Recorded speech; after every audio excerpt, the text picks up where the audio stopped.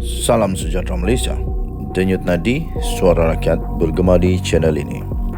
Terima kasih kerana bersama-sama dalam channel ini untuk mendapatkan berita-berita terkini yang sensasi, mantap dan terbaru. Bagi anda yang pertama kali bersama dalam channel ini, jangan lupa tekan butang subscribe, like dan share. Terima kasih sekali lagi.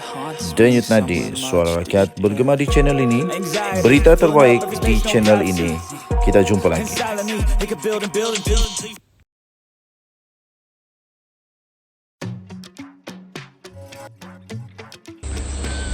Salam sejahtera Malaysia. Denyut nadi suara rakyat bergema di channel ini. Berita terkini yang menggemparkan di seluruh Malaysia.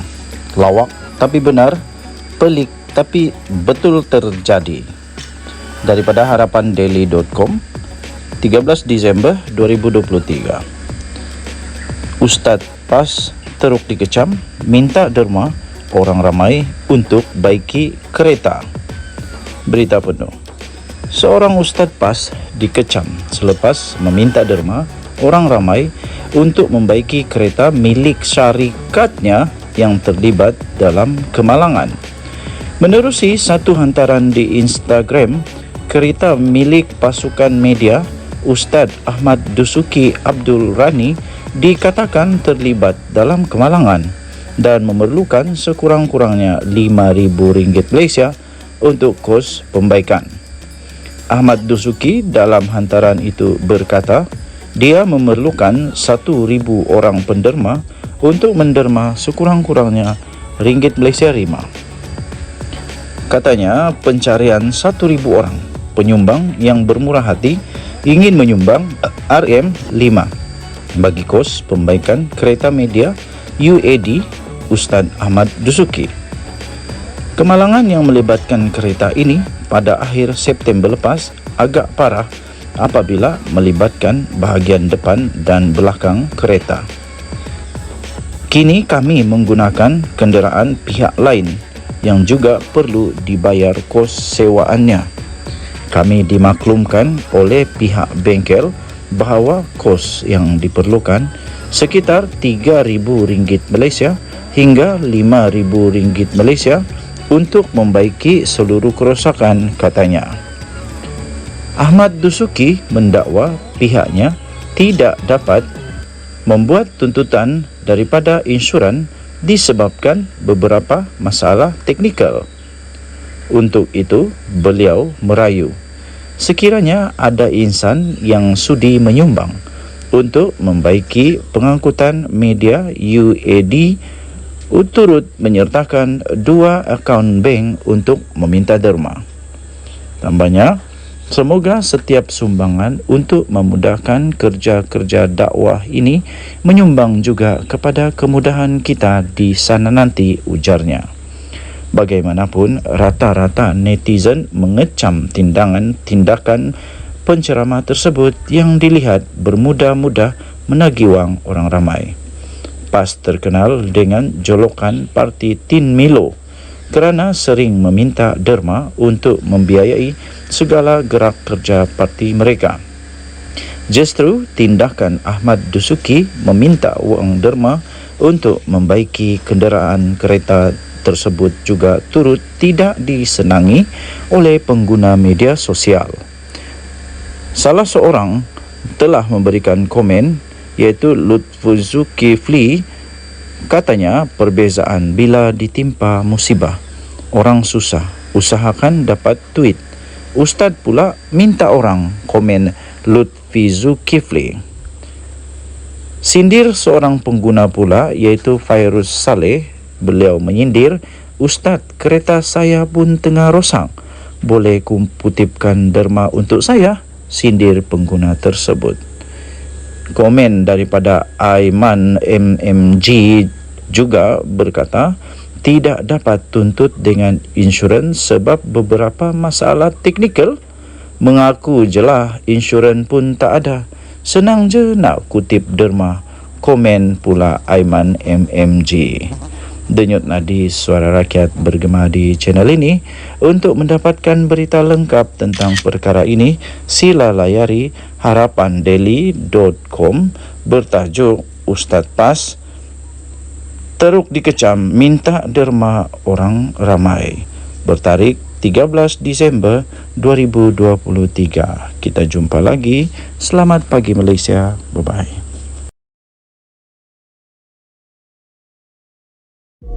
Salam sejahtera Malaysia. Denyut nadi suara rakyat bergema di channel ini. Terima kasih kerana bersama-sama dalam channel ini untuk mendapatkan berita-berita terkini yang sensasi, mantap dan terbaru. Bagi anda yang pertama kali bersama dalam channel ini, jangan lupa tekan butang subscribe, like dan share. Terima kasih sekali lagi. Denyut nadi suara rakyat bergema di channel ini. Berita terbaik di channel ini. Kita jumpa lagi. Salam sejahtera Malaysia. Denyut nadi suara rakyat bergema di channel ini. Berita terkini daripada hmetro.com.my.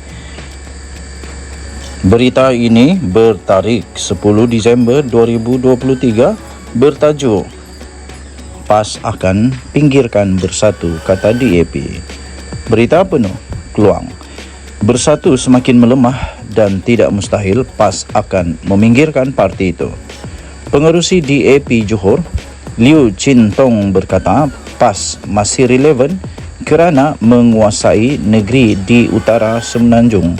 Namun, jika mahu meluaskan kuasa ke semua negeri, parti itu perlu menghormati semua pihak. Katanya dalam kenyataan itu, sejak pilihan raya negeri PRN dan pilihan raya kecil PRK ini adalah jelas bahawa bersatu semakin lemah dan besar kemungkinannya akan dipinggirkan oleh PAS.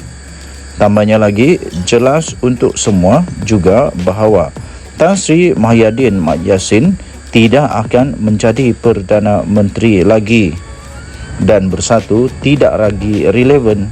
Yang relevan adalah parti PAS. Tambahnya lagi, PAS menguasai politik di negeri utara. Tetapi jika PAS ingin bersaing di seluruh negara, mereka perlulah bersedia untuk menjadi parti untuk semua kaum dan agama dengan menghormati semua pihak. Katanya pada satu konvensyen tahunan negeri DAP di Johor pada hari ini.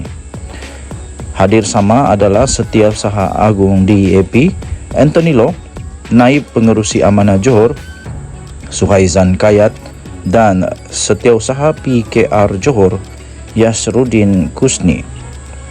Cintong yang juga Timbalan Menteri Pelaburan, Perdagangan dan Industri berkata, pembangkang hari ini perlu memikul peranan sebagai pembangkang yang bertanggungjawab dan bukan lagi kumpulan yang hanya berminat untuk menebuk atap. Katanya, pembangkang perlu menerima hakikat bahawa kerajaan perpaduan akan mentadbir sehingga tamat penggal ke-15 dan mereka perlu bersiap sedia untuk bersaing dalam pilihan raya umum ke-16 PRU16. Tambahnya lagi, setahun selepas PRU15 sudah tiba masanya pembangkang memeterai Memorandum Persefahaman atau Confidence and Supply Agreement CSA dengan Kerajaan Perpaduan. Katanya seperti apa yang dilakukan oleh Pakatan Harapan dengan Kerajaan Datuk Seri Ismail Sabri Yaakob pada September 2021. Formula tebuk atap Perikatan Nasional tidak lagi relevan katanya. Beliau berkata politik negara semakin stabil sejak September dan Kerajaan Perpaduan di bawah pimpinan Datuk Seri Anwar Ibrahim dapat terus memperkenalkan agenda pembangunan negara demi kesejahteraan semua rakyat Malaysia. Tambahnya, formula PN untuk meraih undi menggunakan retorik bahawa komplot Sheraton akan berulang lagi sekali dan Tan Sri Mahyadin Mat Yassin akan dilantik sebagai Perdana Menteri tidak berhasil. PRK Pulai dan Simpang Jeram sekali lagi membuktikan bahawa kekuatan Perikatan Nasional hanyalah terhad di negeri-negeri utara Semenanjung sahaja katanya. Katanya kemenangan calon Kerajaan Perpaduan adalah mesej yang cukup jelas kepada seluruh negara bahawa Johor menolak Perikatan Nasional. Isyarat pertama, kemenangan calon kerajaan perpaduan adalah mesej yang cukup jelas kepada seluruh negara bahawa Johor menolak PN.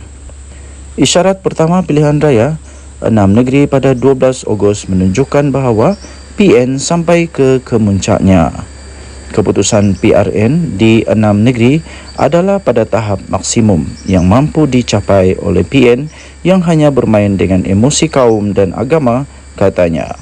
Berita ini disiarkan pada 10 Disember 2023 di hmetro.com.my. Denyut nadi suara rakyat bergema di channel ini. Jangan lupa tekan butang subscribe, like dan share. Malaysia kita punya, cintai Malaysiaku, kita jaga kita. Kita jumpa lagi. Selamat pagi Malaysia. Bye-bye. Salam sejahtera Malaysia. Denyut nadi suara rakyat bergema di channel ini. Terima kasih kerana bersama-sama dalam channel ini untuk mendapatkan berita-berita terkini yang sensasi, mantap dan terbaru. Bagi anda yang pertama kali bersama dalam channel ini, jangan lupa tekan butang subscribe, like dan share. Terima kasih sekali lagi. Denyut nadi suara rakyat bergema di channel ini. Berita terbaik di channel ini. Kita jumpa lagi.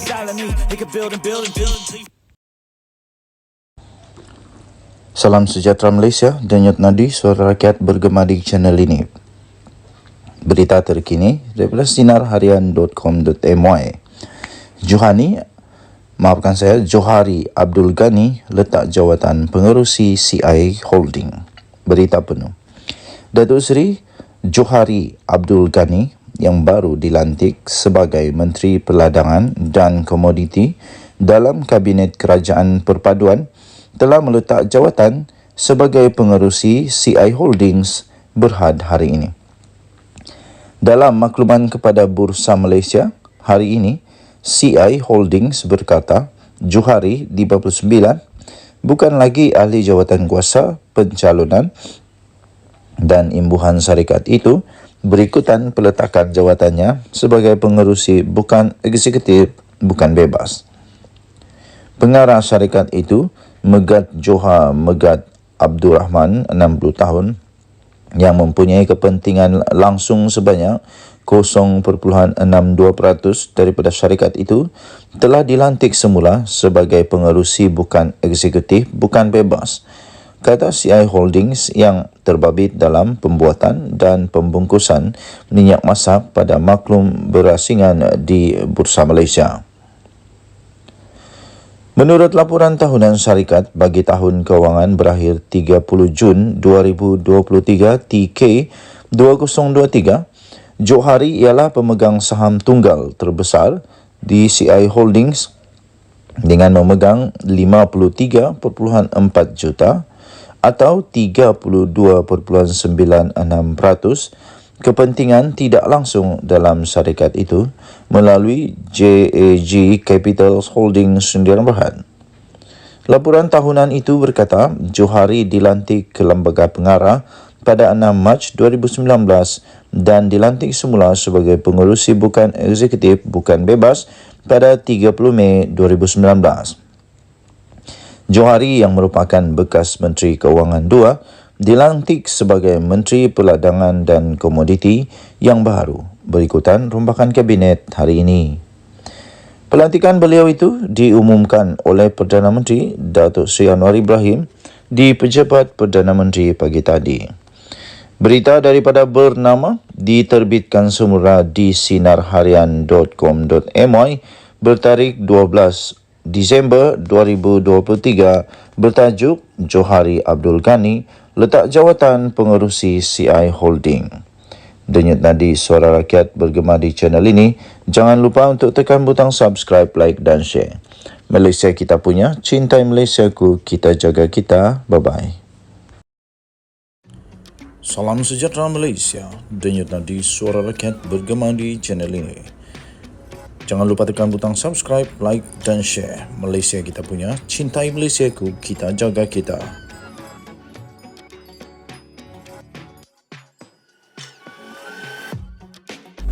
Salam sejahtera Malaysia. Denyut nadi suara rakyat bergema di channel ini. Saya ingat lagi waktu gua musang dan ada seorang lagi mengumumkan menyokong Anwar Ibrahim, Hamzah Zainuddin, Taqiyuddin Hasan, lepas tu Razi Jidin dengan beberapa orang lagi tiap tampil di media kata akan ada lagi selepas ini. Akhirnya apa jadi? Ada lagi Bukit Gantang.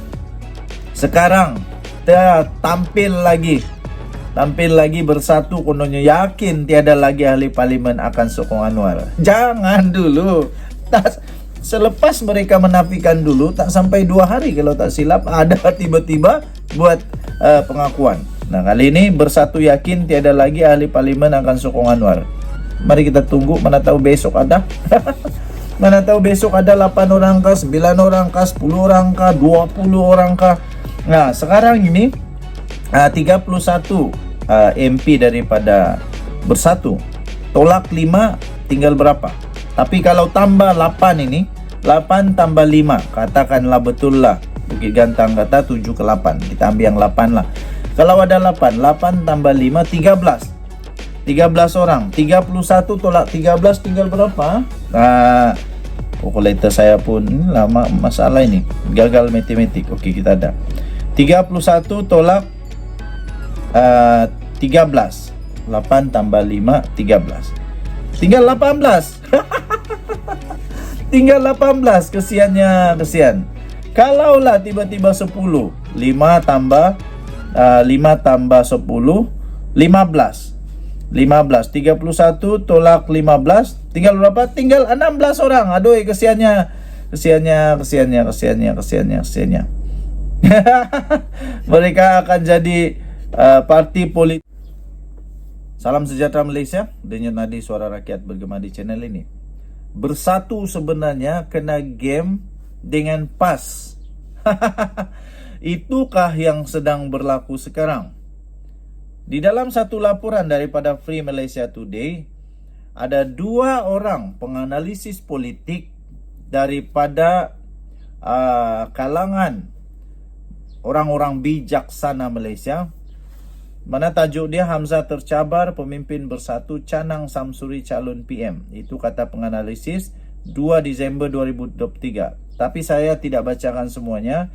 Yang saya baca di akhir 3 perenggan terakhir, di mana salah seorang daripada penganalisis politik yang amat bijak di Malaysia memberikan ulasan beliau dan analisis beliau tentang apa yang sedang berlaku di dalam Perikatan Nasional, terutama di antara PN dan PAS. Azmi Hassan daripada Akademi Nusantara berpandangan pencalonan Samsuri di PRK Kemaman bukan strategi untuk menjadikan calon Perdana Menteri. Sebaliknya, mereka bimbang gagal menang besar selepas Barisan Nasional BN meletakkan bekas Panglima Tentera Jeneral Besara Raja Muhammad Effendi Raja Muhammad Noor sebagai calon. Tapi ini yang saya terpikat dengan kata-kata ulasan daripada penganalisis politik ini. Beliau kata, tak pasti bagaimana boleh timbul Samsuri sebagai calon PM. Tetapi ada pemimpin bersatu telah menjawab. Pening juga. Menyerah kalah kah? Ada pemimpin bersatu telah menjawab mereka setuju. Nah, kena game. Inilah, mungkin kena game. Ini menunjukkan, kata penganalisis ini menunjukkan mereka sebenarnya telah terperangkap dalam percaturan politik PAS. Sudah terperangkap. Macam mana mau cakap tidak? Kalau cakap tidak, masalah. Terpaksalah bersatu menjawab mereka setuju bahwa Samsuri calon PM. Jadi selepas ini tak ada harapan lagi bersatu mau jadi ketua kerajaan. Tak ada. Yang ada harapan mereka akan jadi timbalan ketua kerajaan. Tapi itu pun kalau ada harapan lah. Jadi yang sebenarnya terjadi menurut penganalisis politik ini, yaitu Azmi Hassan, beliau kata PAS sebenarnya ingin menggambarkan persepsi bahawa dalam Perikatan Nasional PAS lebih berkuasa. Sebenarnya PAS ingin menggambarkan satu persepsi, satu pandangan, satu pendapat dan satu cadangan tepat, yaitu PAS sebenarnya lebih berkuasa daripada Bersatu, walaupun ketua pembangkangnya dari Bersatu Hamzah Zainuddin. Itu kata penganalisis politik. Saya secara pribadi memang saya sudah agak-agak perkara-perkara begini boleh berlaku. Tapi biarlah kita tunggu pakar-pakar penganalisis yang lebih suaranya kedengaran kan. Ya. Tapi apapun, sama ada memang itulah dia punya tujuan atau memang itu secara kebetulan sahaja, kita pun tidak berapa pasti. Tapi penganalisis politik selalunya melihat perkara itu dengan lebih teliti. Jadi kalau secara pribadi setuju atau tidak, saya ada yang saya setuju, ada juga yang saya tidak setuju. Contohnya yang saya setuju ialah PAS memang lebih kuat dari Bersatu. Wah, itu siapa yang mau bangkang? Tiada yang berani bangkang, sebab itu memang betul. Kemudian pemimpin Bersatu memang sudah mengaku kalah, yaitu mereka bersetuju bahawa calon Perdana Menteri bukan dari Bersatu, dari PAS, tapi dari PAS. Aduh, jadi sudah akun kalah lah agaknya. Memang Bersatu sudah akun kalah, memang sudah give up, memang sudah surrender kepada PAS bahawa mereka tiada calon Perdana Menteri lah. Oke, kita jumpa lagi. Bye bye.